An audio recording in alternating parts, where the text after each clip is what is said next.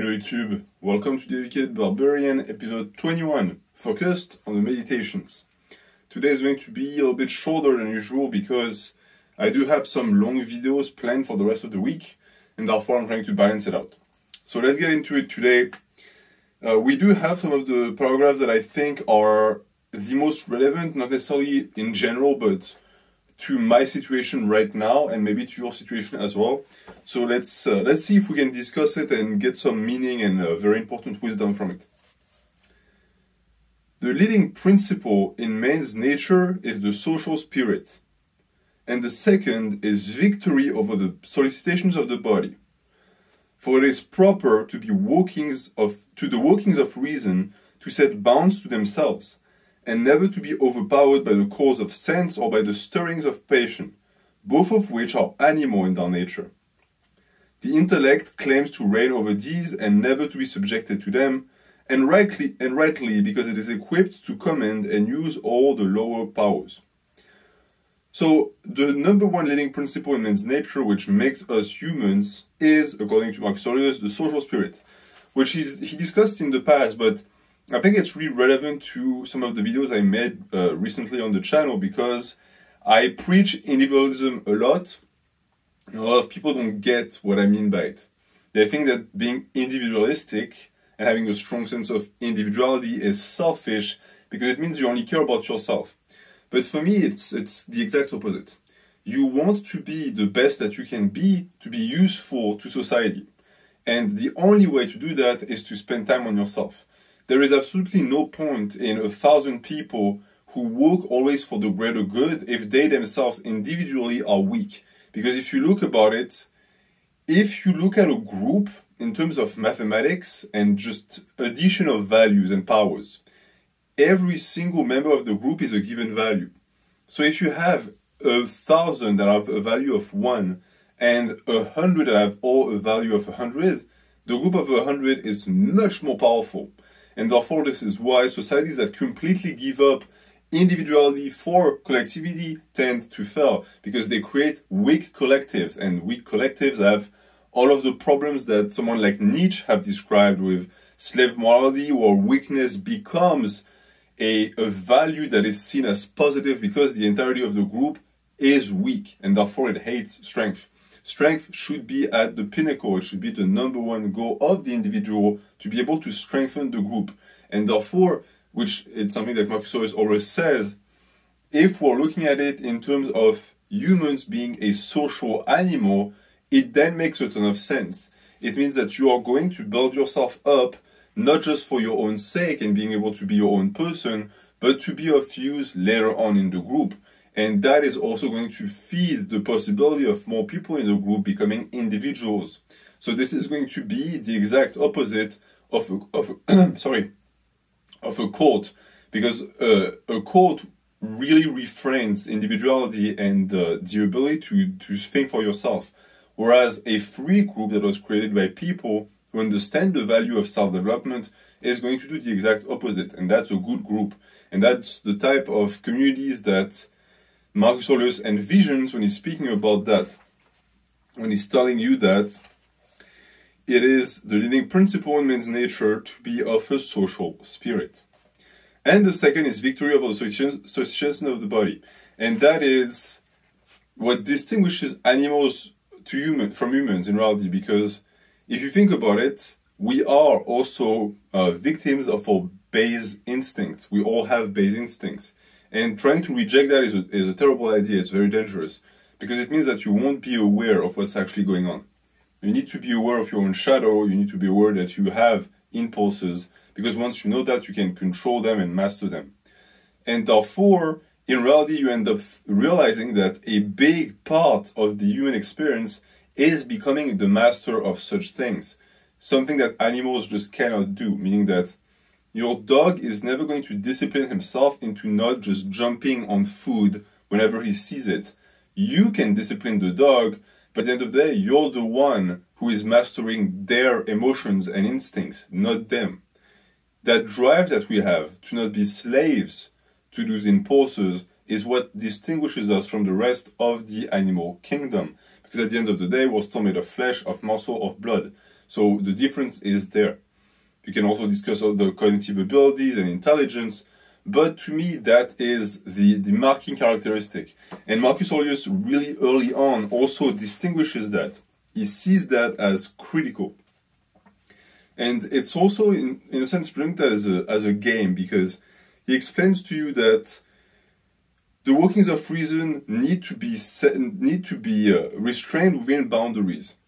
Because if you don't, in reality, there's no such thing as reason. Reason is putting brackets on things and telling yourself, okay, this is reasonable, and anything outside of that is not reasonable. And culture and society as a whole is going to work on that too. It's going to help you by mimicry. You're going to copy what others do, but a lot of that is also going to be your own values, what you decide is good or bad. And by doing that, you manage to never be overpowered by the senses. And we perceive our world via the senses. So there's always been a certain degree of suspiciousness surrounding them. You have a lot of philosophers who have discussed the idea that our senses constantly betray us, and therefore we cannot trust them. And I think that Marcus Aurelius does something that's very smart here. He's not saying that at all, because in reality, saying that is a little bit of a nihilistic mindset. Instead, he says, yes, the senses can be corrupted by our animal nature, but it is our human duty to make it so that they are not, by applying Stoicism to our lives, to restore a pure and clear vision that is not tainted by subjectivity. And it's interesting to see that he calls the stirrings of passion and the calls of the senses animal in their nature, because it is the part of that is animal. And keep in mind, again, he's not telling you to give up on them, he's telling you to control them. Those are different things. Just like Marcus Aurelius, if he could have met Nietzsche or Jung, he would have never told them to give up on their shadows. He would have told them and agreed with them that the shadow needs to be controlled. But in reality, you cannot give up on the shadow, because the shadow is what makes you a human. Animals don't have a shadow. A dog that kills a baby, for example, didn't do that out of pleasure. You cannot say that the dog sinned or is a murderer. It's just a dog. He acted on instinct. He didn't take any pleasure in that. Or if he did, it's animalistic pleasure. And therefore, there is no control to be had, because in reality, there is no shadow. We have shadows. Men have shadows. And you have to be very aware of that, because it could be something that ruins your life. And taking that into account and putting that under leash and controlling it can be also the recipe for a good life. And then there's the intellect that allows you to claim reign over these, because the intellect is what commands the rest. And this is a top-down type of system of thinking of the human body that I like, because with him it's not so black and white. Because he does tell you that you are being controlled and commanded by the brain, and therefore it's what is keeping and everything else in check. But he's not approaching that in a weird or cold scientific meaning that he still knows and understands that there is a portion of our knowledge that seems to be coming from elsewhere. So he's also giving credit to that source. I'm going to pause for 1 second.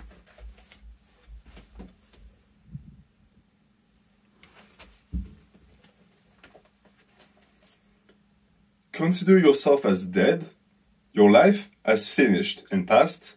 Live what yet remains according to nature's laws as an overplus granted to you beyond your hope.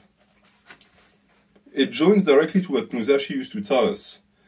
And it wasn't just Musashi, actually, it was also the author of the Agakure, whose name I forgot in the moment, who both told you to live life as if in a dream. Because what is a dream in reality? A dream is like an extra portion of life that you get that has no bearings on the rest of your life. Meaning that you always live in your dream as if in a dream, meaning that you are in a state of detachment, right? You don't really care what happens, and you don't care what happens because there's something in you that tells you that whatever happens, it won't be severe or it won't be too bad. And that can also apply to the idea of, if one day you were told that you only have one day to live, or a week to live, you'd be sad, but that day to be spent would also be completely free of remorse or of any energy that would taint your ability to live in the moment and to make the best of your day. Because a lot of people in reality, they can't be productive or they cannot be efficient at life because they are constantly being eaten alive by the anxiousness that awaits them at the end of the day. At the end of the day, when they ask themselves, did I do something proper today? Did I spend the day the best I could? And if they can't answer yes, they know that it's going to be a big problem. I'm going to stop for 1 second.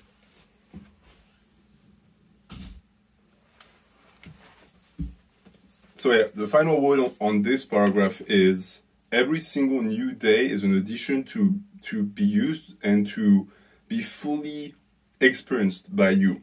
And the separation in your mind between the days that pass and the new day, I think, is important. It's the reason why he's presenting it as like an overplus. Because an overplus is an addition, but it's an addition that is perceived as more important. Because it's what is added to the mass. It's like 30 days of vacation plus one. The plus 1 day is what you're going to pay attention to because it's plus. And therefore you're going to separate it. And that needs to be done for every single day. Because every single day is a new thing. If you just see it as a continuation of a bigger ensemble, you're never going to be able to seize the day because to you, there's no days.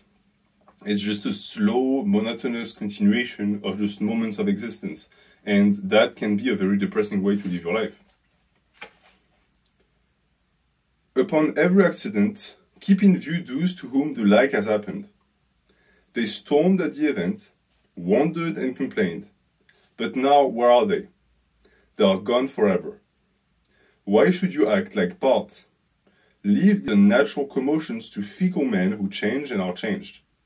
Yourself, take thought how you may make good use of such events. So combining two things. One, the reaction to things that are outside of our control. And two, the idea that regardless of what happens to us, we'll be gone someday.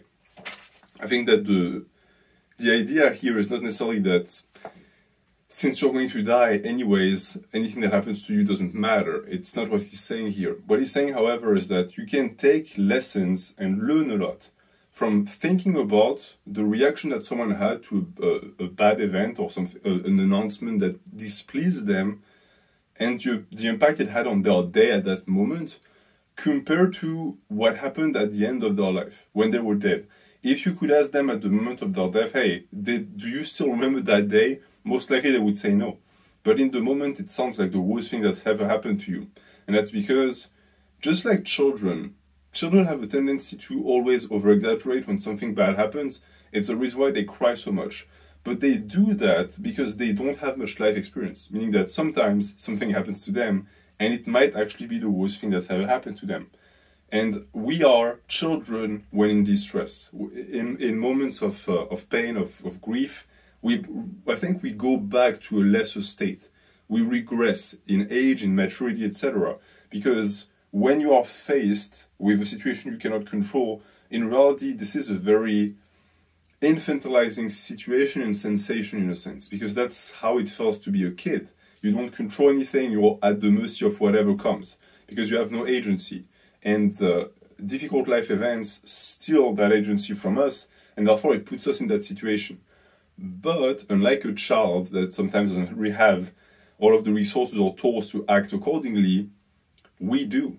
You can still remain dignified and understand that what's happening to you is not the end of the world. That is the lesson to be taken here, because 99% of the time, having a strong adverse reaction to an event makes the event worse. Meaning that not only are you spending energy that is worthless in the moment and could be spent fixing the issue, but on top of that, you are marking the event as something terrible through your actions. Because the way you act teaches your brain how to think, and vice versa. So if you're constantly feeling down on your luck, complaining, and making a big fuss about every little thing, next time a little thing occurs, your brain is going to tell you, wow, this is a big deal. So you're training yourself to be a wimp, pretty much, and you need to make sure that you don't actually do that.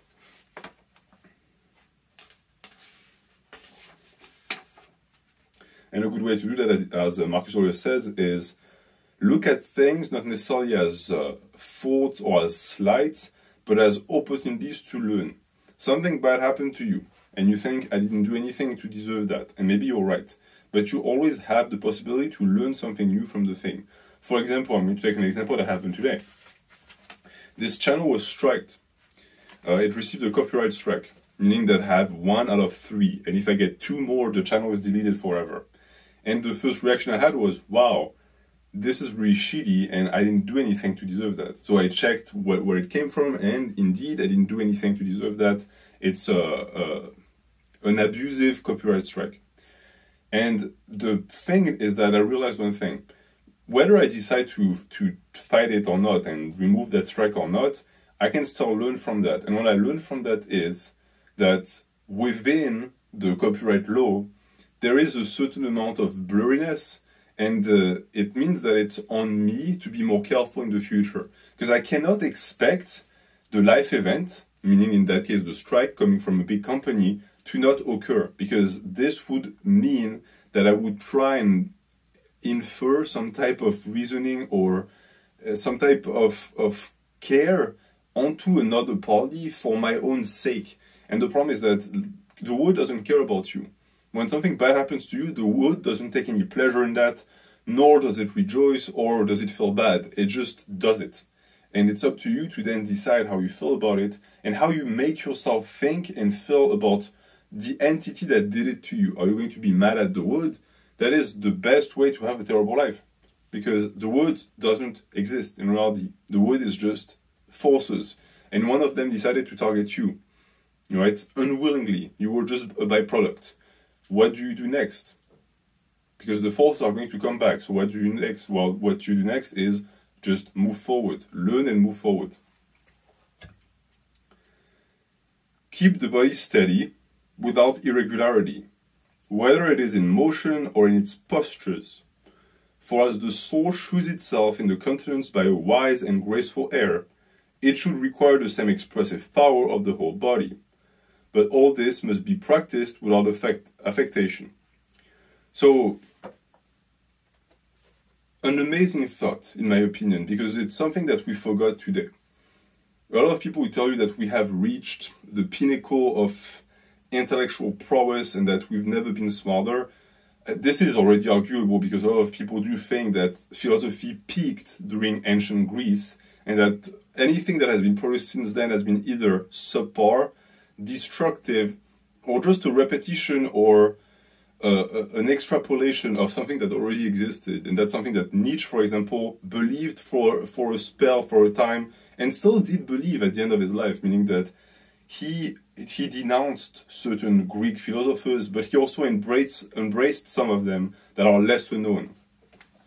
And what it means here is that the development of the mind cannot be done without the development of the body, meaning that you need to keep the body steady. And that in reality, the expressive power of the body and the ability of the body to move and to show its most optimal form in terms of aesthetic or strength or whatever or function is akin to that of the spirit. To be able to express a good thought, to string a good sentence together, to create a beautiful poem, all of that is going to require a similar amount of work, and it needs to be produced on both hands, and it takes a lot of work, right? It's always the same. You want to be smarter, you want to be more intelligent or stronger or look better, you're going to have to actually practice it. You're going to have to make it a habit. Because as he says, it must be practiced without affectation. And what it means here is something that people say a lot, but they never really explain. And actually, I'm going to make a video this Thursday explaining that concept. But you cannot just train when you feel motivated. You cannot just study when you feel motivated. Because if you do so, you'll never actually do it. You'll do it once in a blue moon, and that's not possible. And what he means here by affectation is exactly that. You cannot need the spurring of emotions to get into motion or action. Because, again, your emotions are, they're flimsy. They are volatile. And on top of that, even if they weren't, you're still being a slave to your emotions. And you cannot let that happen. something that you do for your own betterment is scheduled and unavoidable. You do it or you don't. If you don't do it, you need to have a good reason to explain it by. And that's the reason why keeping yourself accountable is so important for lifting, but in life in general. If you only do things when you feel passionate or when you feel that drive, you are going to eventually realize that you're not as productive as you could be. And that is not a good thing. And I'm going to end with this last one. The heart of life is more like that of the wrestler than of the dancer. For the wrestler must always be ready on his guard and stand firm against the sudden, unforeseen efforts of his adversary. So, comparing two sports, here when he speaks about dancers, he's not thinking about someone who dances with a partner. He's thinking about someone who dances by themselves. And so the distinction is really that, meaning that the dancer creates a spectacle for the enjoyment of a crowd, of no one actually, but the challenge is the ability to express something beautiful with the body, and the only thing that can prevent you from doing that is the body itself. Meaning that unless people are chucking rocks at you, there's no such thing outside in the environment that are going to disallow you to do that. Whereas in wrestling, it doesn't matter how well your body moves. If the opponent's body moves better, you lose. And that's the idea here. It's the opposition between a wood of pure individuality and a wood of collectivity, meaning that you are a wrestler. You don't exist on the rock floating in earth with no interactions. You are surrounded by forces, and you need to be constantly on your guard. That's what life is in reality. It's always having your guard up. There are a few moments where you're going to drop it, but the life of a dancer is the life of someone who has completely disconnected themselves from the reality of existence, because they just float through it.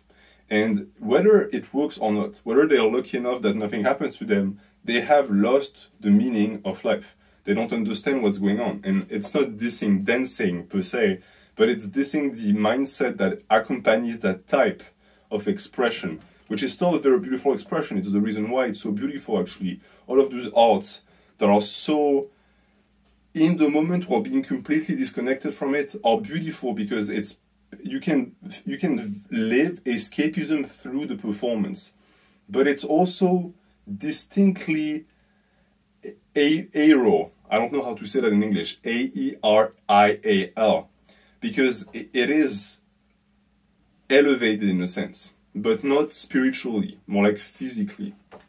And wrestling is more grounded physically, but it's more elevated spiritually. And I'm going to leave you with that. Thank you for watching. Have a good day.